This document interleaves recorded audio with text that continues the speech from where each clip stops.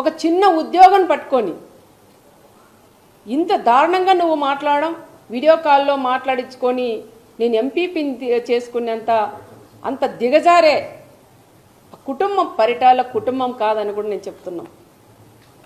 అనవసరంగా పదే పదే చాతగాని మాజీ ఎమ్మెల్యే చెప్పిన మాటలు నువ్వు కూడా విని నువ్వు కూడా పేపర్లు తీసుకొని చదవడం అది కరెక్ట్ కాదు.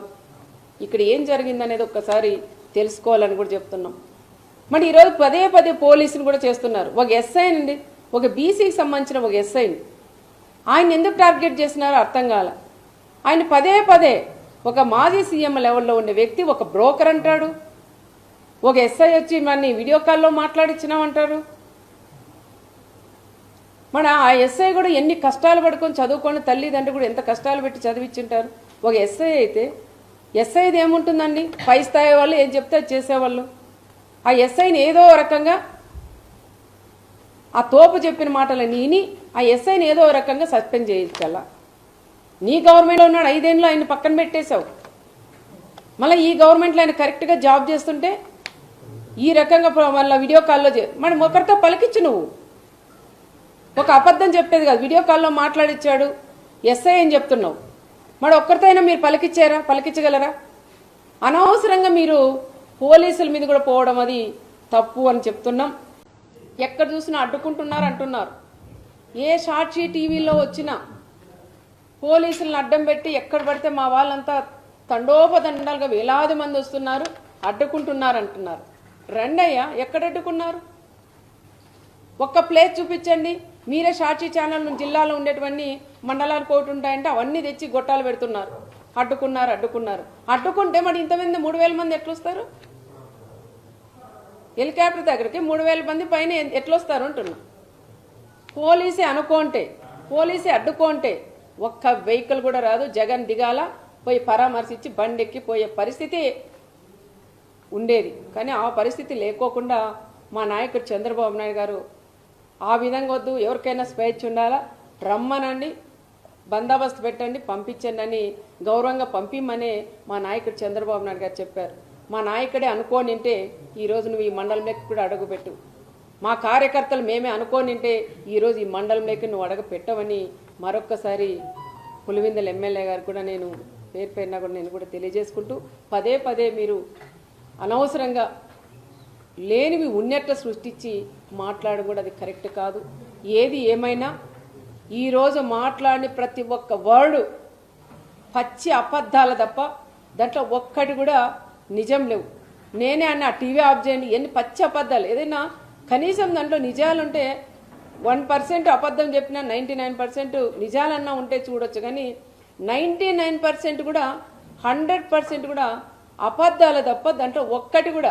ఒక మాజీ సీఎం అయ్యా నువ్వు పచ్చి అబద్ధాలు మాట్లాడుతుంటే ప్రజలు నవ్వుతున్నారు. ఒక్కసారి మీరు కూడా ఆలోచన చేయాలని, ఏదైనా ఇలాగ వచ్చినప్పుడు మీరు కూడా ఏం మాట్లాడాలి ఏం మాట్లాడకూడదని తెలుసుకొని వస్తే కూడా బాగుంటుందని కూడా చెప్తున్నాం. ఈరోజు వచ్చినది కేవలం పరిటాల కుటుంబం టార్గెట్ చేయడానికి, లింగమయ్య ఫ్యామిలీని పరామర్శించడానికి వచ్చినట్లు వచ్చి ఇంత రాజకీయం చేసి ఈరోజు జగన్ రెడ్డి కూడా వెళ్ళారు. ఏది ఏమైనా మా కార్యకర్తలందరూ కూడా ధైర్యంగా ఉన్నాం. ఎవరు ఎన్ని అడ్డంకలు వేసినా ఏది చేసినా కూడా ఎవరు కూడా భయపడే పరిస్థితులు ఇక్కడ లేరు అని జగన్కి కూడా నేను తెలియజేస్తున్నా. తల్లికి చెల్లికి న్యాయం చేయలేని వ్యక్తి ఈరోజు నా మండలంలో జరిగిన లింగమయ్యకి ఏమి న్యాయం చేస్తారనేది ఒక్కసారి సూటిగానే ఆయన కూడా నేను అడుగుతున్నా. అన్న మా నాన్న చనిపోయాడు, నాకు న్యాయం చెయ్యండి అని 2 చేతులు ఎత్తి జోడించి ఒక సునీతమ్మ జోడించి అడిగితే కూడా ఆ తల్లికి నువ్వు న్యాయం చేయలేని వ్యక్తి ఈరోజు లింగమయ్యకి నువ్వు ఏం న్యాయం చేస్తావయ్యా అని ఆయన్ని కూడా ఈరోజు నేను ఇంకొకసారి ఎక్కడన్నా నువ్వు పోయినప్పుడు జైలు పలికించుకుంటూ ఎవరైనా చనిపోతే ఆ కుటుంబంతో ఏ విధంగా కూర్చొని పరామర్శించాలనేది కూడా తెలియని వ్యక్తి నువ్వు అని కూడా చెప్తున్నావు. ఎందుకు వస్తాయి అలా నవ్వులు? చావు అయిపోయి 9 రేపు దినమంట. ఈరోజు తను కూర్చొని నువ్వు ముందర మాట్లాడుతూ వెనక నీ వాళ్ళంతా కిలకిల నవ్వుతారా? వాళ్ళు ప్రాణం పోగొట్టుకొని ఆ కుటుంబం ఏడుస్తుంటే నీ వాళ్ళు నీతో పాటి నీకు నవ్వేది తెలియదు, ఏడ్చేది తెలియదు, రెండిటికి సంబంధం లేకుండా నువ్వు అక్కడ కూర్చొని ఆ కుటుంబాలను ఆ విధంగా మీ వాళ్ళందరూ కూడా నవ్వుకుంటూ వాళ్ళని పరామర్శించేది కూడా అది కరెక్ట్ కాదని మరొకసారి జగన్ రెడ్డి కూడా తెలియజేసుకుంటూ, మా గ్రామాల్లో చిచ్చులు పెట్టావు, చిచ్చులు పెట్టొద్దు అన్నావు, పెట్టావు. ఇంకోటి మా కార్యకర్తలందరూ ఒకటే ఛాలెంజ్ చేశారు, నువ్వు వస్తున్నావు బీసీలను నువ్వు చెప్తున్నావు, మరి బీసీలు నువ్వు వచ్చినప్పుడు ఈ రాప్తాడ్ నియోజకవర్గం ఒక బీసీ అభ్యర్థికి ఇన్ఛార్జ్ ఇవ్వమని ఛాలెంజ్ చేసి మా బీసీలందరూ కూడా అడిగారు. కురువ కమ్యూనిటీకి సంబంధించిన లీడర్లు అడిగారు, వాల్మీకి సంబంధించిన వాళ్ళు అడిగారు. మరి నువ్వు అది చేసేకి నీ చేత కాలేదు, కానీ పచ్చి అబద్ధాలు చెప్పేక మాత్రం పాపరెడ్డిపల్లి హత్య లింగమైని వాడుకున్నాడని ప్రత్యేకంగా కూడా తెలియజేసుకుంటా. డ్యామేజ్ చేసుకొని వచ్చి ఉంటాడు ఆయనేను అంటే హెలికాప్టర్ ఏమైనా పగలగొట్టామా మేము? అంటే ఆయన మాట్లాడేది చిన్నపిల్లోడా పెద్దోడా సీఎమ్మా మాజీనా ఏమో అర్థం కావట్లేదు. ఆయన ఒక పులివెందుల ఎమ్మెల్యే, ఆయన అంతమంది పోలీసుని పెట్టాల్సిన అవసరం లేదు. పోలీసులు ఎక్కడా కూడా వాళ్ళు ఎవరిని కూడా అడ్డుకోలేదు. ప్రతి ఒక్క కార్యకర్త వాళ్ళు అడ్డుకోకుండా వచ్చినారు. అడ్డుకోంటే అంతమంది ఎవరు కూడా రారు. అనవసరంగా వాళ్ళ వాళ్ళ ఛానళ్ళు ఉంటాయి కొన్ని, ఆ ఛానళ్ళు సాక్షి వాళ్ళు అయితే మండలానికి ఎవరు వచ్చినట్లున్నారు, ప్రతి ఒక్క వీధుల్లోనూ పెడుతున్నారు. అడ్డుకున్నారు. ఎక్కడ అడ్డుకున్నారయ్యా?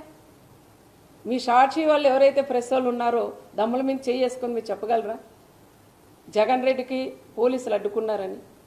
పోలీసులు అడ్డుకున్నారని అది జనాలు రాక ఆ రకంగా కూడా చెప్పుకున్నారు. రెండోది వచ్చేసి హెలికాప్టర్ ఏదో అర్థం చేయలేదు, ఎవరు తెలుసు అది? ఇంకా దాంట్లోకి ఎక్కినాక పరిటాల వాళ్ళు దాన్ని పగలగొట్టినాడని ఆ తోపు చెప్పలేదు. ఇంకా చెప్తాడేమో అది కూడాను, ఏదో పైనింటి రాయి ఇసిరిందాయమ్మా దానికి పోయిందని. నీకు తెలియదు హెలికాప్టర్ ఎట్లా ఉందనేది? అదే పనిగా నువ్వు రోడ్డు మీద పోవాల బై రోడ్డు ఇట్లని జనాలందరికీ ఇట్లా చేతులు ఊపుకుంటూ పోవాలన్న ఆలోచనతోనే హెలికాప్టర్ చూపిస్తూ ఆయన ఈ విధంగా రోడ్ మ్యాప్ పోయినాడు. కానీ పోలీసులకి దీనికి ఎటువంటి సంబంధం లేదు అని చెప్తారు.